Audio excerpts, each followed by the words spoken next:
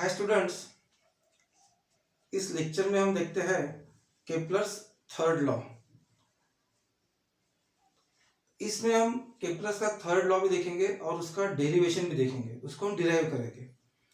अब देखो केप्लर्स का थर्ड लॉ क्या है। पहले तो सिंपली उसका स्टेटमेंट हम लिखते हैं, T square is proportional to R cube. तो यहाँ जो टी है, ये टी है टाइम पीरियड, और ये जो आर है it is the semi major axis. तो पहले हम देख लेते हैं टाइम पीरियड क्या है और सेमी मेजर एक्सिस। इस पहले दो टर्म को हम डिफाइन कर लेते हैं, टाइम पीरियड और सेमी मेजर एक्सिस। देखो जैसे हमने केप्लर्स के फर्स्ट लॉ में देखा था कि प्लैनेट का जो ऑर्बिट है वो इलिप्टिकल है, ठीक है। अब ये टाइम पीरियड यानी अगर प्लैनेट यहाँ है तो यहाँ से पूरा एक ऑर्बिट कंप्लीट करने के लिए जितना टाइम लगता है that is time period of the planet. जैसे अर्थ, तो अर्थ को 365 डेज लगते हैं, ठीक है। तो अर्थ का टाइम पीरियड हो गया यानी T is equal to 365 days, यानी एक पूरा कंप्लीट करने के लिए 365 डेज लगते हैं। तो time period of earth is 365 days. और अभी ये जो स्मॉल आर है ये क्या है, देखो इलिप्टिकल पाथ है तो इसमें ये एक एक्सिस है और ये दूसरी एक्सिस है। तो ये जो एक छोटी एक्सिस है इसको माइनर एक्सिस कहेंगे, माइनर एक्सिस। और ये जो दूसरी है इसे कहेंगे मेजर एक्सिस, ठीक है। तो मेजर एक्सिस जैसे यहाँ पे ए लिया मैंने, यहाँ पे बी लिया, तो ए बी हो गई मेजर एक्सिस।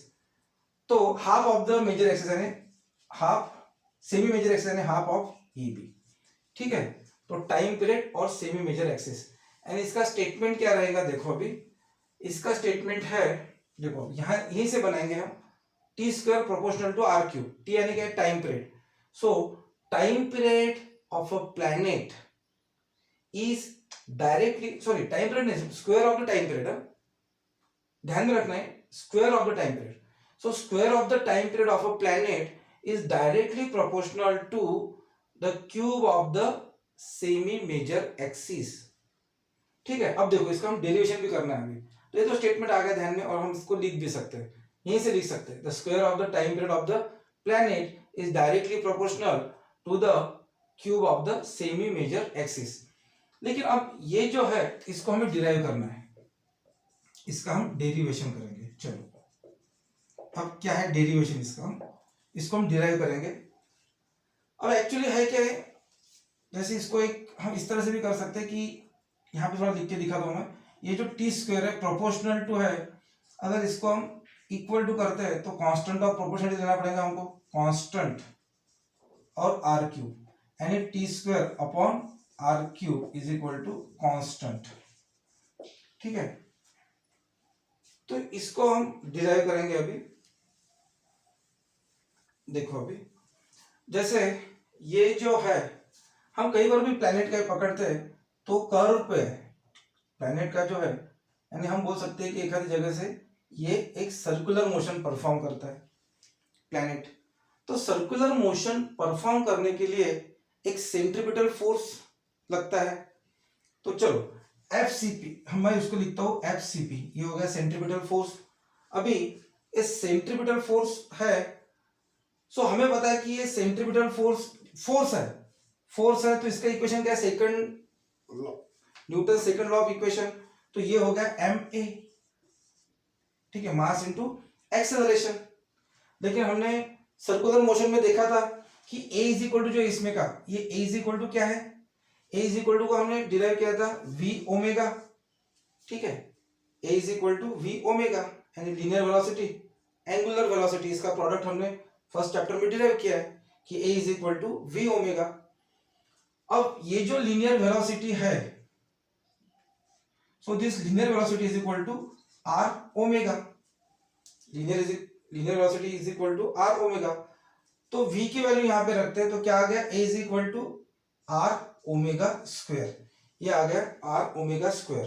तो देखो अब ये इक्वेशन में एम ए है और ये a की वैल्यू आर ओमेगा स्क्वायर है, तो ये F C P is equal to क्या आ गया, देखो एक तो मैं यहाँ पे 1 लिखता हूँ और चलो 2 लिखता हूँ, तो फ्रॉम 1 एंड 2, फ्रॉम 1 एंड 2,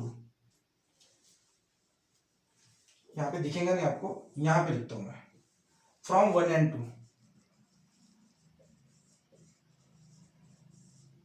देखो F C P centripetal force वो कितना है, एम ए यानी एम आर ओमेगा स्क्वायर, इतना आ गया ये। चलो इसको थर्ड नंबर देता हूं मैं। लेकिन हमें पता है कि ये जो सेंट्रिपिटल फोर्स है ये इतना है, लेकिन ये कौन प्रोवाइड करता है, ये सेंट्रिपिटल फोर्स हमको प्रोवाइड करता है ग्रेविटेशनल फोर्स। हमने देखा है which is gravitational force which is directed towards the centre of the, जैसे यहाँ पे सेंटर नहीं है लेकिन यहाँ पे ये जो सन है डायरेक्टेड टुवर्ड्स द सन, जैसे यहाँ पे है तो this centripetal force is directed towards the sun. तो देखो ये जो सेंट्रिपिटल फोर्स है that centripetal force is provided by the sun's gravitational force, ठीक है। अब ग्रेविटेशनल फोर्स कितना होता है, तो हमने पहले इसको डिराइव कर चुके हैं हम ग्रेविटेशनल फोर्स को। देखो ये फोर्स होता है G M M upon R square. Gravitational force जो है हमने ये एक्सप्रेशन लॉ ऑफ ग्रेविटेशन में, न्यूटन्स लॉ ऑफ ग्रेविटेशन में G M M upon R square. तो ये जो सेंट्रिपिटल फोर्स है this centripetal force is provided by gravitation force. तो देखो इसका मतलब ये जो एफ सी पी है आपको यहाँ पे ये भी लिखना है, दिस सेंट्रिपिटल फोर्स, जैसे मैंने यहाँ पे लिखा है this centripetal force is provided by gravitational force of sun। तो F C P is equal to G M M upon R square आ गया। अब देखो यहाँ पे जी यानी कांस्टेंट ऑफ ग्रेविटेशन है, एम यानी मास ऑफ सन है और ये स्मॉल एम यानी मास ऑफ प्लैनेट है। तो देखो इसको मैंने 4 नंबर कर दिया। तो अब थर्ड में देखो ये जो सेंट्रिपिटल फोर्स है वो आता है एम आर ओमेगा स्क्वायर, और ये जो सेंट्रिपिटल फोर्स है वो ग्रेविटेशनल फोर्स प्रोवाइड करता है, इसलिए G M M upon R square. So from 3 and 4, from 3 and 4 क्या मिलेगा हमको, देखो अभी फ्रॉम 3 एंड 4 हम करेंगे G M M upon R square is equal to M R omega square, M R omega square, ठीक है ना, क्योंकि इसकी left hand M R omega square, हाँ यहाँ पे स्क्वायर रह गया बराबर लिखने का, G M M upon R square, यहाँ पे आर स्क्वायर लिखने का रह गया था ये, ठीक है। अब इसको थोड़ा आगे डिराइव करते हैं हम, G M M upon R square. अब यहाँ का एम इस एम के साथ में कैंसिल हो गया, मास ऑफ प्लैनेट। तो नेक्स्ट देखो अभी, और आर स्क्वायर को भी इधर लेके आता हूं, तो क्या आ गया जी एम, ठीक है, ये एम कट हो गया, आर स्क्वायर को इधर लेके आया तो आएगा वो आर क्यूब ओमेगा स्क्वायर, ठीक है, आर क्यूब ओमेगा स्क्वायर। अब यहां पे देखो ओमेगा जो है ये ओमेगा यानी, अब ओमेगा की वैल्यू हम निकालेंगे, यहाँ पे क्या रहती है, हमने ओमेगा की वैल्यू भी फर्स्ट चैप्टर में निकाली है। देखो होता क्या है कि जैसे हम क्या करते हैं कि एक यहाँ पे भी थोड़ा आपको, चलो यहाँ पे जगह है, यहाँ पे लिखता हूं,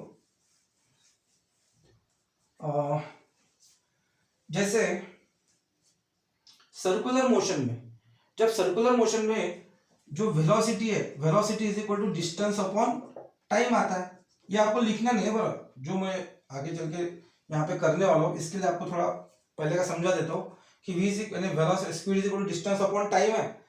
तो जैसे जैसे मोशन होता है पूरा, तो डिस्टेंस कितना कवर करता है ये पूरे इसके सर्कमफरेंस, तो डिस्टेंस हो गया सर्कमफरेंस यानी कितना circumference 2 pi R, 2 pi R इतना, और टाइम पीरियड कितना लगता है t इतना, तो ये v इज इक्वल टू कितना हो गया 2 पाई आर अपॉन टी आ गया, ठीक है। तो वी एन ए क्या होता है, वी एन ए होता है आर ओमेगा, तो मैं क्या करता हूं v is equal to R omega. अब ये आर ओमेगा अपॉन टी हो गया, तो ये आर आर कट होता है, यानी ओमेगा इज इक्वल टू क्या रहता है 2 पाई अपॉन टी। ठीक है, omega is equal to 2 pi upon T. अब यहाँ पे देखो ओमेगा का स्क्वायर है, तो ओमेगा अगर 2 पाई अपॉन टी है तो ओमेगा स्क्वायर आएगा इसका स्क्वायर, ओमेगा का स्क्वायर किया तो इसका स्क्वायर आएगा 4 pi square upon T square. ठीक है, तो चलो ये लिखते हैं अपन। तो मैं इतना नहीं लिखता यहाँ पे, omega is equal to 2 pi upon T. तो omega is equal to 2 pi upon T, यानी omega is equal to 2 pi upon T. ठीक है, therefore omega square 4 pi square upon T square. Omega square कितना आएगा 4 pi square upon T square आएगा। ठीक है, अब चलो ओमेगा स्क्वायर की वैल्यू इस पे रखते हैं, यहाँ पे अपने हो गए 4, तो इसको मैं 5 नंबर देता हूं। So GM is equal to R cube और ओमेगा की वैल्यू है 4 pi square upon T square. चलो बस अब हो गया। अब यहां से मैं डायरेक्ट इधर लेके आता हूं, जगह नहीं उधर तो। सो टी स्क्वायर इधर आ गया और जीएम उधर चले गया, तो T square R cube 4 pi square upon GM. ठीक है, अब देखो इसमें ये सब कांस्टेंट है, 4 कांस्टेंट है, पाई कांस्टेंट है, ये तो कांस्टेंट ऑफ ग्रेविटेशन है, और मास ऑफ सन ये भी कांस्टेंट है। सो ये सब कांस्टेंट है since 4 pi G M R constant, T square is proportional to R cube. और ये हो गया हमारा derivation third law, Kepler's third law motion का। ठीक है।